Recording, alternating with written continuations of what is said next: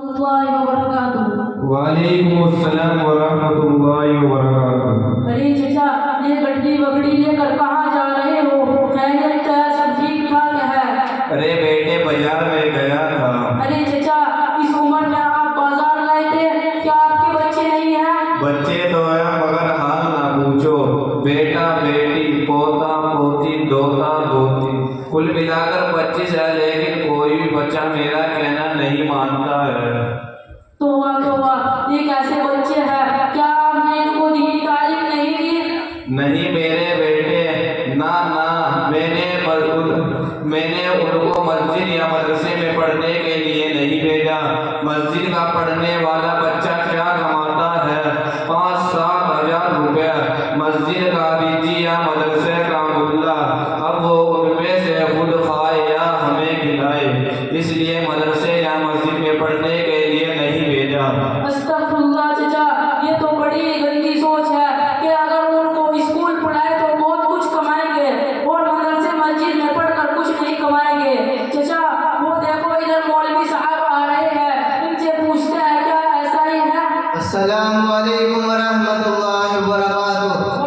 وعلیکم السلام ورحمۃ اللہ وبرکاتہ۔ مولانا صاحب، یہ ہمارے پڑوسی چچا ہے، یہ کہہ رہے ہیں کہ بچوں کو حافظ یا مولوی بنائے تو ان کی تنخواہ بہت کم ہوتی ہے، خود کھائے یا بیوی بچوں کو کھلائے یا اپنے ماں باپ کو، لہٰذا آپ ان کو بتائیں حافظ مولوی کی کیا عزت ہے، کیا ان کا مقام ہے؟ لا حول ولا قوت الا باللہ۔ ارے چچا، یہ آپ ہی کی نہیں، اکثر لوگوں کی یہی سوچ ہے کہ حافظ مولوی اتنا نہیں کما پاتے کہ وہ اپنے بیوی بچوں والدین کا خرچ چلائیں۔ اللہ کی ذات رزاق ہے، روزی اس کے ذمے ہے، وہی کھلاتا پلاتا ہے۔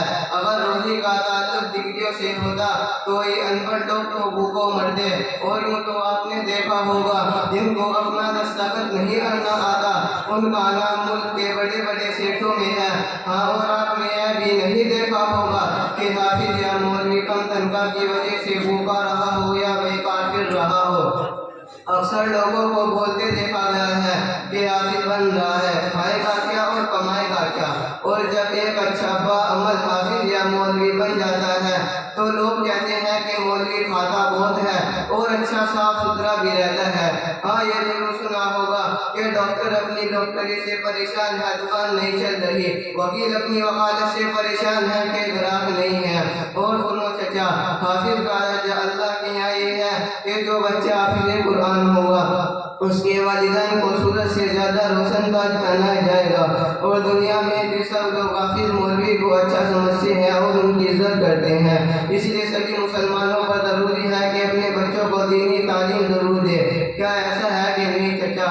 ہاں مولانا صاحب، آپ کی بات تو صحیح ہے، لیکن میرے بیٹے میرے بچے میرا کہنا نہیں مانتے، میں کیا کروں؟ سنیے چچا، اگر آپ نے اپنے بچوں کو دینی تعلیم دی ہوتی تو ایسا ہرگز نہ ہوتا، وہ آپ کا کہنا بھی مانتے اور آپ کی خدمت بھی کرتے، اور مدرسے مسجد کی تعلیم میں یہی سکھایا جاتا ہے کہ ماں کے قدموں کے نیچے جنت ہے اور باپ جنت کا دروازہ، اس لیے اپنے بچوں کو دینی تعلیم ضرور دے۔ سمجھے چچا؟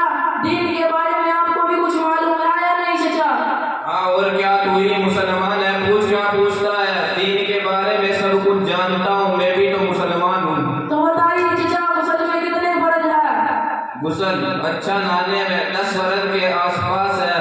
نمبر 1 پانی کا ہونا، صابن کا ہونا، بدن سکھانے کے واسطے کپڑے کا ہونا، منجل برش کا ہونا، نہر میں نہانے کے لیے ناک اور منہ کا بند کرنا، غسل خانے میں فوارے کا ہونا، چٹے میں گرم پانی کا ہونا، لوٹے بالٹی کا ہونا، شیمپو فیس واش کا ہونا، سر ڈھک کر نہانا، وضو کر کے جمعے کی نماز پڑھنا۔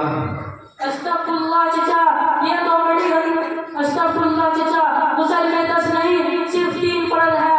نمبر 1 روزانہ ہونٹوں گرانے کے ساتھ منہ بھر کر کلی کرنا۔ نمبر 2 ناک کے نرم حصے تک پانی پہنچانا۔ نمبر 3 پورے بدن پر پانی بہانا، ایک بال برابر بھی سوکھا نہ رہے۔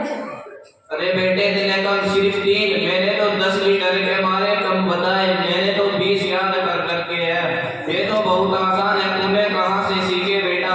ہم اپنی مسجد میں پڑھنے جاتے ہیں، وہاں امام صاحب روزانہ بچوں کو ایسی باتیں بتاتے اور یاد کراتے ہیں۔ اور سنیے چچا، ہماری مسجد میں عصر کی نماز